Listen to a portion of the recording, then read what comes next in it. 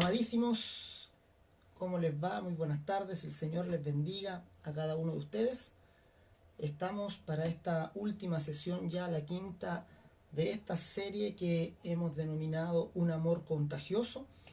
En medio de una pandemia, nos encontramos haciendo cuarentena, la mayoría de nosotros, pero debemos mostrarle al mundo, debemos la iglesia levantarnos y mostrarle al mundo que no hay nada más contagioso que el amor de Cristo, que el amor de Cristo traspasa tiempos, generaciones, conquistando el espíritu de cada hombre y mujer sobre la tierra, y el conocimiento de Dios está destinado a llenar la tierra como el agua cubre el mar. Esa es la visión profética del Evangelio de Jesucristo.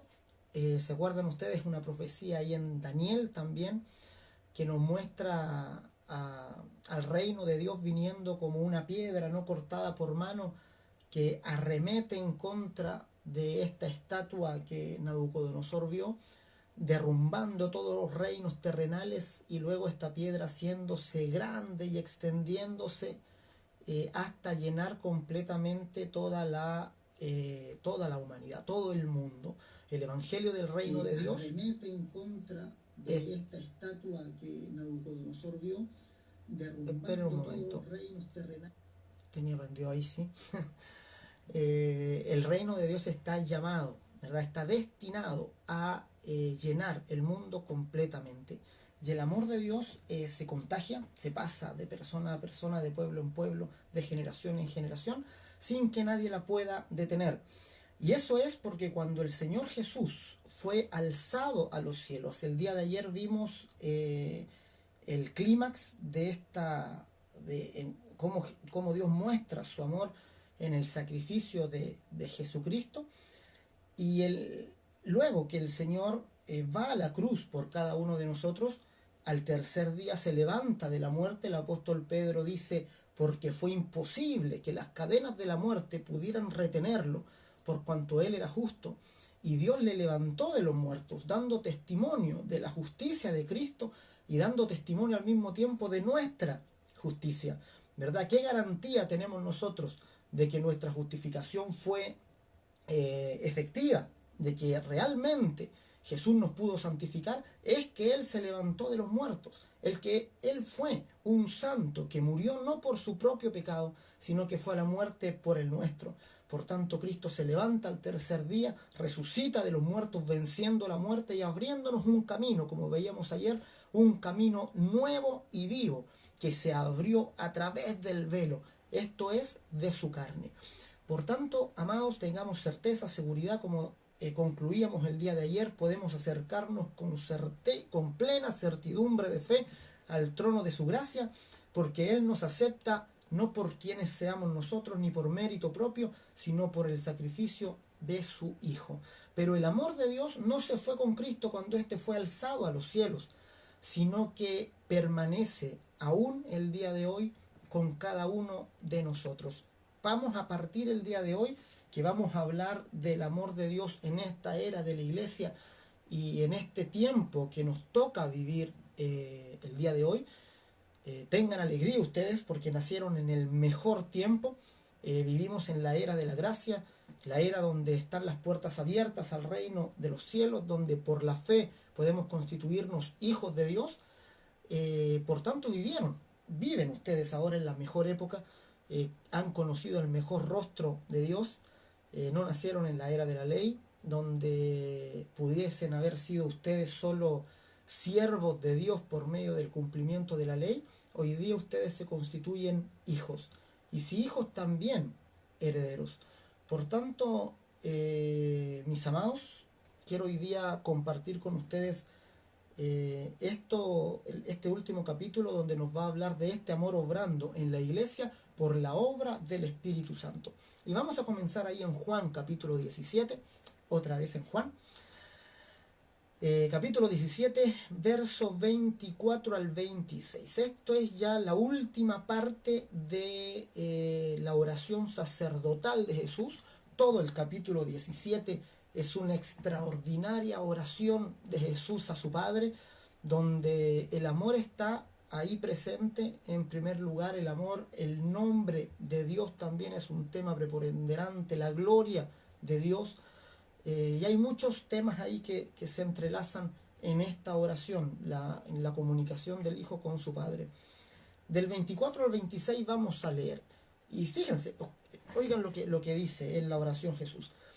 Padre, aquellos que me has dado, quiero que donde yo estoy, también ellos estén conmigo, para que vean mi gloria que me has dado, porque me has amado desde antes de la fundación del mundo. Padre justo, el mundo no te ha conocido, pero yo te he conocido, y estos han conocido que tú me enviaste, y les he dado a conocer tu nombre, y lo daré a conocer aún, para que el amor con que me has amado esté en ellos, y yo en ellos. Gloriosa oración del Señor Jesús. Es la petición profunda del corazón de Cristo hacia su Padre. Padre, yo ahora voy a los cielos, estos quedan por un tiempo en la tierra, pero yo quiero que donde yo estoy, ellos estén conmigo, para que vean mi gloria que tú me has dado y cómo me has amado desde antes de la fundación del mundo. Y la última parte dice, fíjense, y les he dado a conocer tu nombre. Jesús es quien nos dio a conocer el nombre de Dios, quien nos reveló el nombre de Dios. Y dice, y lo daré a conocer aún. O sea, todavía voy a continuar dando a conocer este nombre. ¿Para qué? ¿Para qué? Para que el amor con que me has amado esté en ellos. Fíjense, esa es la oración de Jesús. Que el amor que el mismo Hijo recibió del Padre estuviera hoy en ti, estuviera en tu corazón. Ese amor que tú tienes de Dios el Padre no es otro amor diferente del que Dios le tiene, que el Padre tiene a su propio Hijo. Es el mismo amor, ¿verdad? El amor con que el Hijo fue amado es el amor con que hoy Dios tiene por ti y el que tú puedes disfrutar a plenitud. Para que el amor con que me has amado esté en ellos, y fíjense, y termina con esta frase, y yo en ellos. Cristo habita en ti por el Espíritu Santo. Podríamos decir, ¿cómo es esto posible? ¿Cómo puede ser que Jesús habite en mí? Y la respuesta es gracias a la obra gloriosa del Espíritu Santo. El Espíritu Santo es, podríamos decirlo en un sentido, Cristo volviendo a nosotros. No es que el Hijo del Hombre haya vuelto y se haya entrado en el ser humano. El Hijo del Hombre está a la diestra de Dios sentado en su trono de gloria. Esa es su posición. Pero cuando Cristo se sentó a la diestra de Dios, el Padre nos envía el Espíritu Santo, que Jesús dice, el cual procede del Padre y el cual nos da testimonio de las palabras de Jesús. Fíjense el testimonio del Espíritu Santo ahí en Juan 16, 13 al 15. Dice Jesús en la promesa, pero cuando venga el Espíritu de verdad, Él os guiará a toda la verdad, porque no hablará por su propia cuenta, sino que hablará todo lo que oyere y os hará saber las cosas que habrán de venir. Él me glorificará. El Espíritu Santo viene para glorificar a Cristo, para glorificar lo que Cristo vino a hacer, para exaltar la obra de Dios en Cristo. Y dice, Él me glorificará porque tomará de lo mío y os lo hará saber. Todo lo que tiene el Padre es mío, por eso dije que tomará de lo mío y os lo hará saber. El Espíritu Santo viene para testificar de Cristo y para permitir que Cristo esté en nosotros. Cristo en nosotros, la esperanza de gloria, dice el apóstol Pablo. En otro texto, ahí en Juan 14, 18, dice Jesús, no les dejaré huérfanos, vendré a vosotros. Y ese vendré a vosotros es la obra del Espíritu Santo. Y cuando el Espíritu Santo viene a nosotros, viene sin duda también el nombre de Jesús y el amor de Jesús se derrama en nuestro corazón. Eso lo testifica ahí Romanos 5:5. El apóstol Pablo dice, y la esperanza no avergüenza, porque el amor de Dios ha sido derramado en nuestros corazones por el Espíritu Santo que nos fue dado. Es decir, que cuando un creyente recibe el Espíritu Santo, está diciendo Romanos 5:5, el amor de Dios ha sido derramado en su corazón. También Romanos 15:30 dice, pero os ruego, hermanos, por nuestro Señor Jesucristo y por el amor de su Espíritu, que me ayudéis orando por mí a Dios. Y Gálatas 5:22 está hablando del fruto del Espíritu en nosotros, ¿verdad? Y el primer fruto de los 9 que se nombran ahí en el libro de Gálatas se nos dice que es el amor. El fruto del Espíritu en el creyente es amor, gozo, paz, paciencia, benignidad, bondad, fe, mansedumbre y templanza. Por tanto, tenemos que comprender que este amor no se quedó en Cristo, sino que fue dado a cada uno de los creyentes por medio del Espíritu Santo, por la obra del Espíritu Santo. Antes de ver, porque hoy día vamos a revisar qué consecuencias tiene este amor en cada uno de nosotros o cómo este amor se manifiesta en cada uno de nosotros los creyentes el día de hoy, quiero hacer este contraste entre dos discípulos de Jesús, que son Pedro y Juan. En la última cena, Jesús se reúne con sus discípulos para celebrar la Pascua, y hay dos personajes ahí que toman el protagonismo dentro de lo que es la cena, aparte de Judas, ¿verdad? Que es también a quien el Señor le dice lo que vas a hacer a lo más pronto, y Judas sale de la cena a la mitad. Pero los otros dos personajes son Pedro y Juan. Pedro, por su reacción frente a las palabras de Jesús, recuerden ustedes que Jesús, cuando estaba ahí en la última cena, les dice a sus discípulos lo que va a ocurrir esa misma noche, y les revela que él va a ser encarcelado y que él va a ser apresado. Y les dice, todos ustedes van a huir, van a abandonarme, pero tranquilo, le dice el Señor, porque no estoy solo, el Padre está conmigo. Y en ese momento Pedro tiene una reacción casi automática frente a esas palabras de Jesús, y se levanta y les dice, Señor, todo estos te pueden dejar, pero yo hasta la muerte voy contigo, yo jamás te dejaré. A lo que Jesús responde diciéndole, Pedro, esta misma noche me negarás 3 veces antes de que cante el gallo. Pedro queda, yo creo, pasmado, seguramente por dentro le dijo, no, Señor, no te voy a negar, es imposible que yo te niegue, porque yo te amo. El mensaje que le estaba dando Pedro a Jesús es, Señor, yo te amo más que todos estos, porque yo creo que cualquiera de estos te puede abandonar, pero yo no te abandonaré jamás. Pedro estaba confiando en su propio amor por Dios, estaba confiando en su desempeño, estaba confiado en que hasta la muerte Pedro iría con Jesús. Sin embargo, la profecía de Jesús es que él lo iba a negar miserablemente y de forma cobarde 3 veces.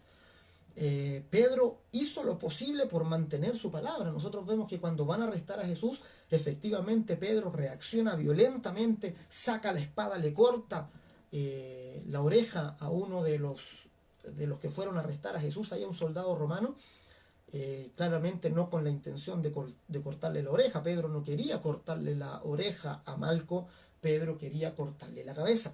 Esa espada iba a la cabeza. Seguramente el soldado la esquivó y pasó a cortarle la oreja. Pero Pedro reaccionó violentamente, Jesús lo detuvo, le dijo, vuelve tu espada a su lugar, ¿no crees que si yo orara a mi Padre, Él no enviaría más de 12 legiones de ángeles? Pedro se detiene, y en ese momento Pedro se retrae, huye, arranca al ya no poder usar la espada, ya no sabe qué hacer, y entra en un conflicto tremendo, entra en una crisis de fe profunda que lo hace dudar de todo, y cuando lo reconocen públicamente, Pedro niega a Jesús una y otra vez. En la última negación dice que se puso a jurar y a maldecir, es decir, se puso a hablar de una manera que pudieran decir, no, claramente no es discípulo de Jesús, y lo niega 3 veces y finalmente canta el gallo. Pedro fracasó terriblemente para mantener sus palabras. Fíjense, Pedro confiaba tanto en el amor que él sentía por Jesús que él puso sus palabras como garantía, y sus palabras se derribaron. Sin embargo, la palabra de Jesús se mantuvo. Esto es lo que debemos comprender. La palabra de Cristo prevalece por sobre nuestras palabras siempre. Nosotros siempre vamos a fallar, nuestras palabras no son estables. Pero si hablamos las palabras de Dios son permanentes y firmes.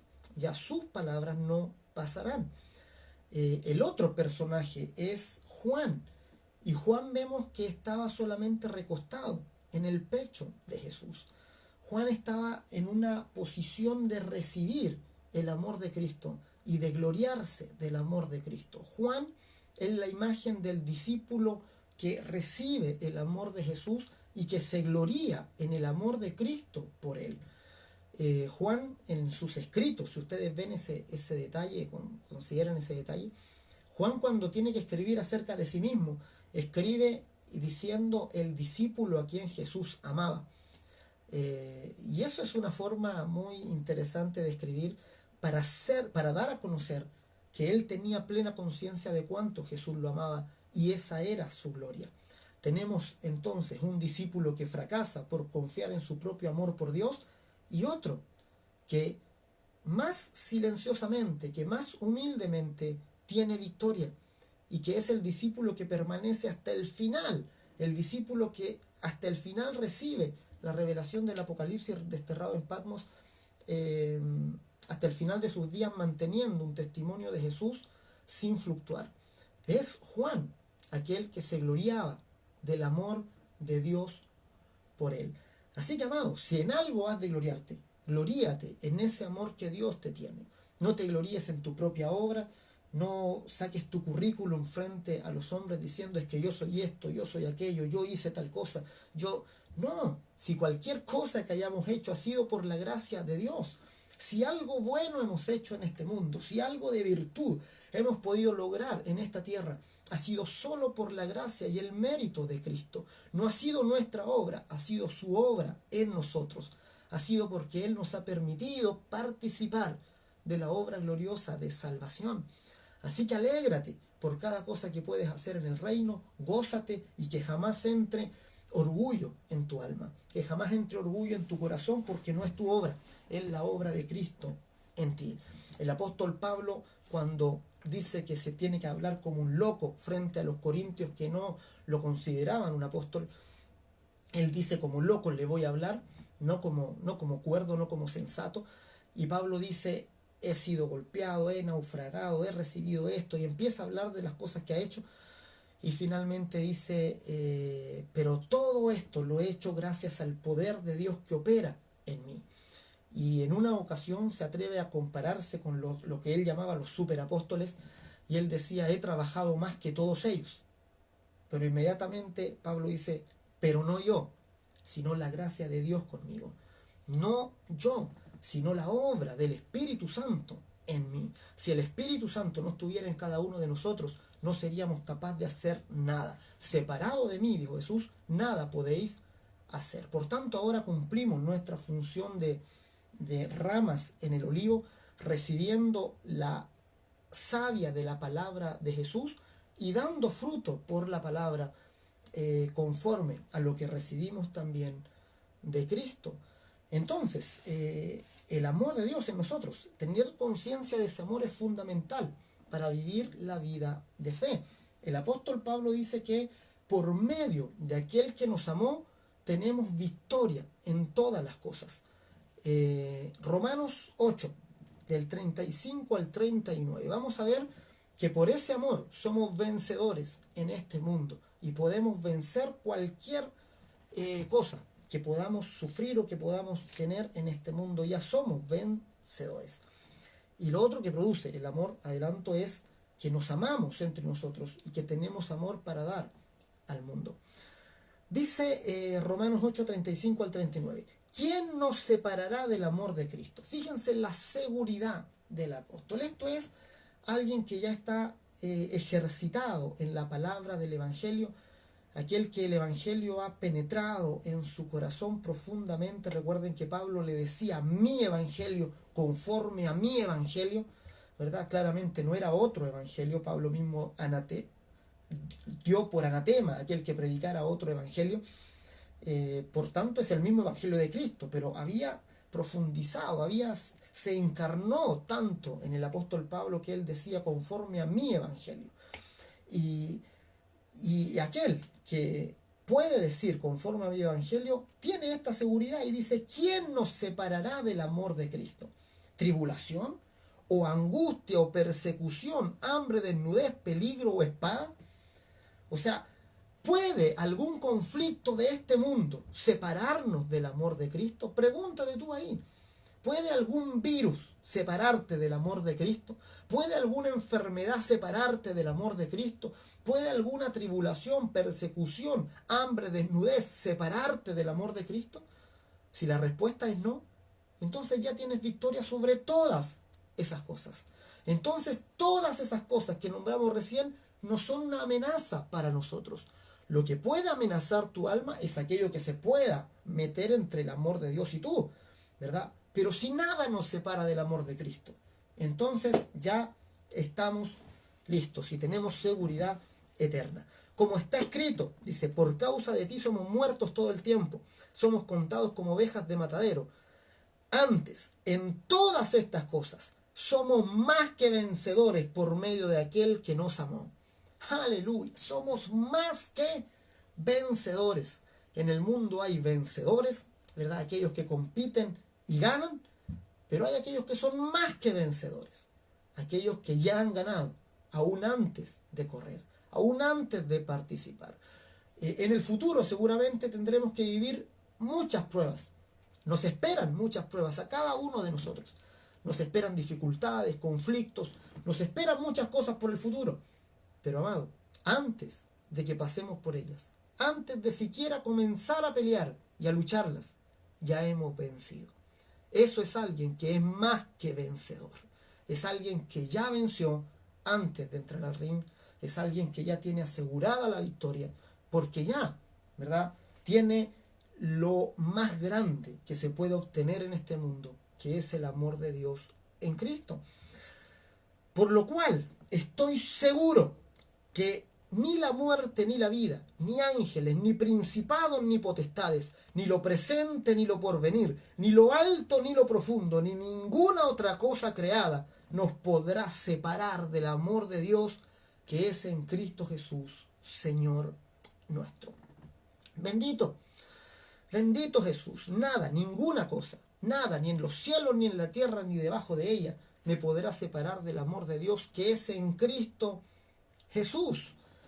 ¿Verdad? Por eso el apóstol Pablo dice, en todas estas cosas somos más que vencedores por medio de aquel que nos amó, por medio de aquel que nos dio su amor libremente y que nos amó por, como vimos ayer, por su sacrificio, por sus méritos y por lo que él hizo.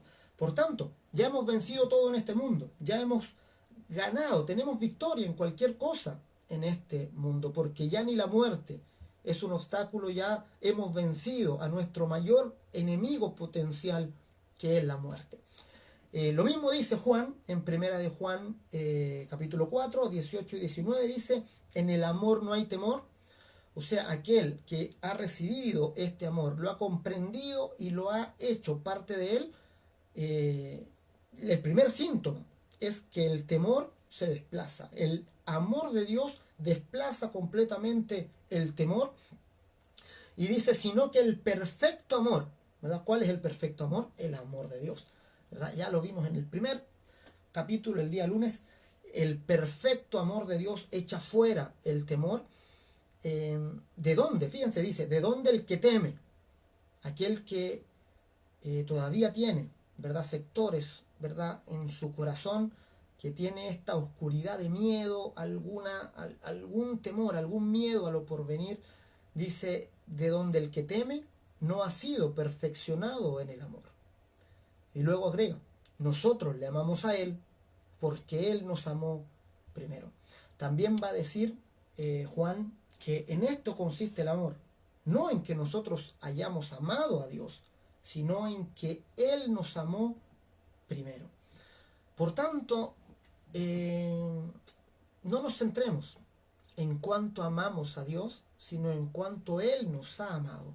Si recibimos libremente ese amor, como les dije, vamos a ser transformados, todo miedo se va a ir, toda inseguridad va a salir de nuestro corazón y eso nos va a apartar del pecado también totalmente.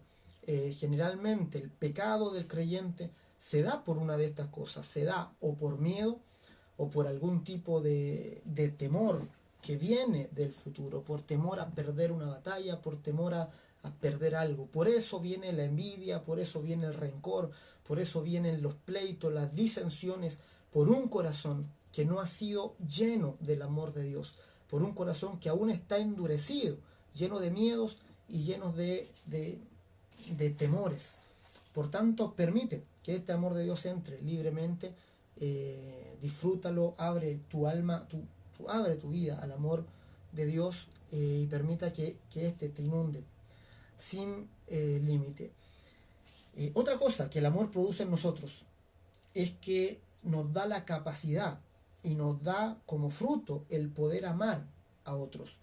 Aquel que recibe el amor de Dios no tiene otra opción, o sea, no hay otro síntoma que amar al hermano, que perdonar al hermano, que tenderle la mano a su hermano, ¿verdad? Por eso, el Juan es muy práctico en sus cartas y él dice, aquel que dice que ama a Dios y no ama a su hermano es un mentiroso.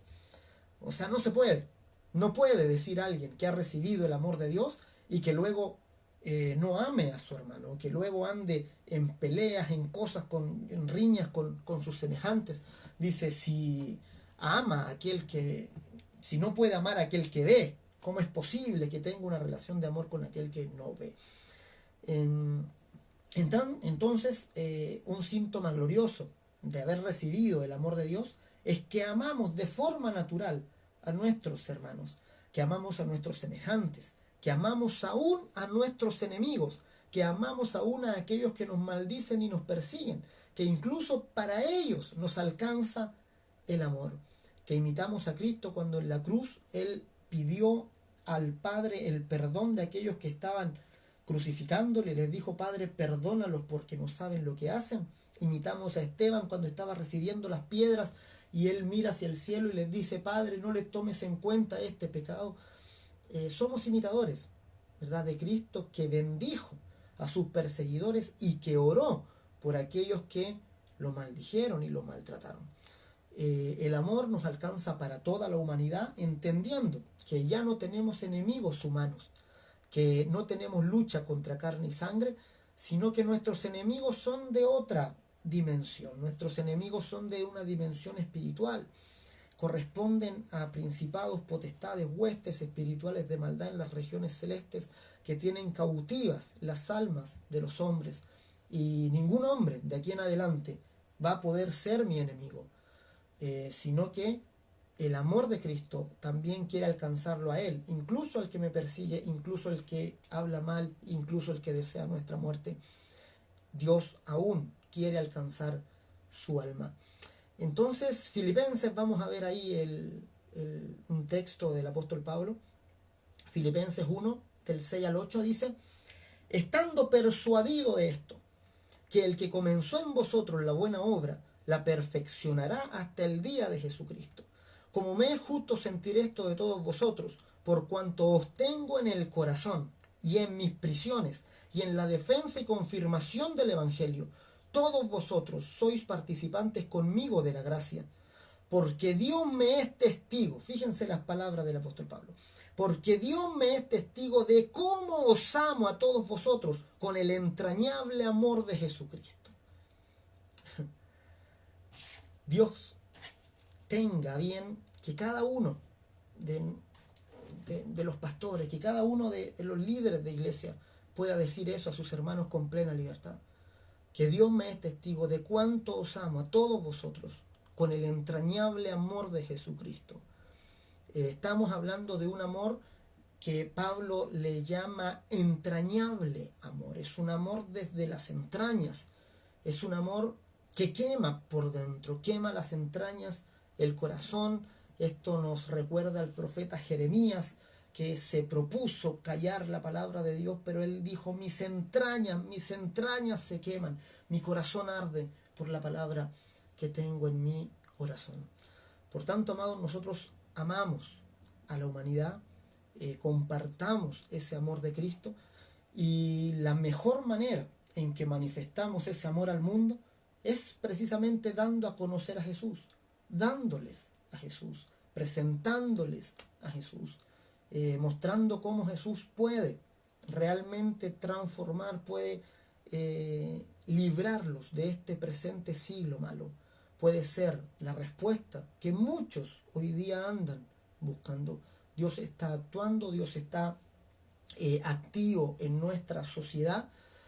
Recuerden ustedes que mientras el apóstol Pedro estaba en una casa ahí en Jope, el Espíritu estaba trabajando en cierto ahí romano llamado Cornelio, y Dios preparó que se encontrara finalmente Pedro con Cornelio para que le presentara el Evangelio. Por tanto, seguramente Dios sigue actuando a tu alrededor, sigue actuando en tu vecindario, sigue actuando entre tus compañeros de trabajo, entre tus compañeros de colegio, de universidad, entre la gente con la que te relacionas, tus vecinos. Dios sigue obrando en ellos, y Dios seguramente, más temprano que tarde, preparará una cita entre alguno de ellos y tú. Y tú tendrás que estar preparado para ese momento específico, para saber mostrar a Cristo, para saber dar testimonio de tu Señor, para decir cuán grandes cosas el Señor ha hecho contigo, y para decir cómo la muerte de Cristo, la sangre de Jesús y su entrega por nosotros nos dio completa libertad, vida eterna, satisfacción y gozo perpetuo. Es el amor de Cristo que nos transforma, el amor de Cristo que nos cambia, y es su amor que está presente en la iglesia de Cristo, entre todos aquellos que comparten esta común fe. Así que es glorioso. Prepárate, porque Dios te va a usar para dar a conocer este amor al mundo. Dios seguramente va a usarte para contagiar a otros, así como tú también fuiste contagiado de este amor bendito. Amado, ha sido para mí un agrado poder compartir estos días contigo, reflexionando un poco acerca de este tema, hablando un poco acerca de cómo tuvimos la experiencia de recibir el amor de Dios, y ahora tenemos la experiencia de dar a conocer este amor. Lo damos a conocer con nuestras palabras, con nuestras acciones. Recuerden ustedes que el amor no son solo palabras, el amor es acción. Y cuando hacemos cosas intencionalmente a favor de otros, sin estar esperando, el amor no es un contrato, un te doy para obtener. El amor da libremente, el amor da incluso sin esperar recibir. El amor se manifiesta en acciones que hacemos a favor de otros libremente, porque sabemos que Dios les ama. Nosotros vamos y les amamos también. Así que vamos a orar al Señor, tengamos un tiempo para la oración, y pidamos al Señor que nuestro corazón sea experimentado en el amor de Dios, que tengamos esa seguridad de Pablo, que es envidiable, que en el verso que leímos ahí, ¿verdad? ¿Quién nos separará del amor de Cristo? Tribulación, espada, hambre, desnudez, sino que en todas estas cosas somos más que vencedores por medio de aquel que nos amó. Esta certeza de fe, esta certidumbre de fe, a prueba de todo, es la que Dios nos está llamando a tener. No una fe que flaquea al primer problema y dificultad, sino una fe a prueba de todo, una fe que vence, una fe que se sobrepone a todas las cosas de este mundo, y una fe que permanece y que recibe recompensa al fin del tiempo. Oremos al Señor, demos gracias y pidamos que su amor entre en nuestro corazón y que su amor llene cada uno, ¿verdad?, de los corazones de aquellos que van a oír también este mensaje. Padre, te damos gracias, Señor, por tu amor. Te damos gracias por tu misericordia, porque tú te entregaste por cada uno de nosotros sin medida. Señor, yo te pido por cada hombre y mujer, Señor, que va a oír este mensaje, por cada persona que pudo escuchar que tú en verdad le amas, que tu amor ha sido concreto en la muerte de Jesucristo, que su muerte fue por ellos, que su muerte fue para aceptarlos, para adoptarlos y para perdonar su pecado completamente.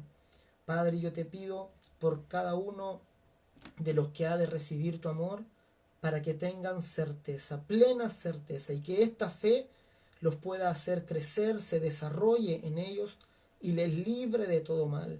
Que esta fe les guarde, que esta fe les proteja. Señor, que el nombre de Jesús les proteja eternamente y les libre de todo mal. Padre, que la gracia del Señor Jesucristo, que el amor de Dios y la comunión del Espíritu Santo guarde a mis hermanos, les libre de todo mal y les llene de toda gracia y sabiduría. En el nombre de Jesús. Amén y amén. Amén. Gracias, hermanos, por tener el tiempo de compartir esta palabra. Compártanla también con otros. Y vamos a ver más adelante si es que podemos compartir también otros temas, verlos ahí, si quieren también saber acerca de algo, les interesa algún tema en particular, pónganlo abajo también en los comentarios y estaremos también viendo para desarrollarlo. Este tiempo de cuarentena especialmente es un tiempo que debemos aprovechar para profundizar en Cristo, para profundizar en su palabra, en la oración y en la comunión con Él, para prepararnos para el tiempo que viene. Que sea lo que sea, van a ser tiempos emocionantes. El Señor te bendiga y te guarde. Nos estamos viendo, amados.